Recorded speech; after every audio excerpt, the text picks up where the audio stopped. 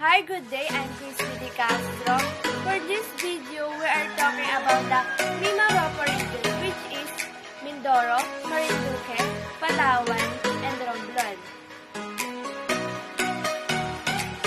Mindoro Oriental Province occupies the eastern part of island of Mindoro. It is bounded on the north by the Verde Islands Passage, on the east by Tablas Strait. Culture and religious of Oriental Mindoro. Religions on the island fall under Christianity. The religion of indigenous Mangyan population is animism. Kala Festival. The name of festival comes from the city's name. There are different versions on how the city came by its name.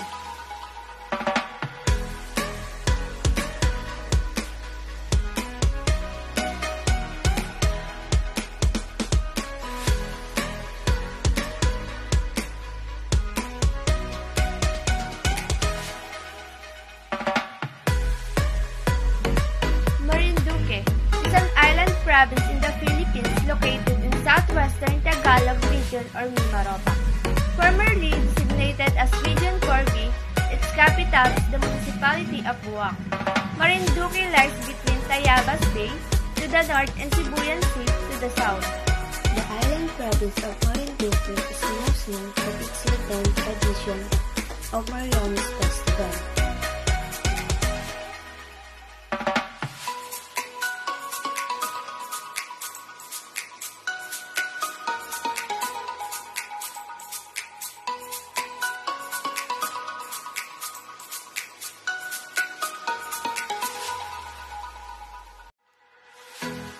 Province of Palawan is an archipelagic province of the Philippines that is located in the region of Mimaropa.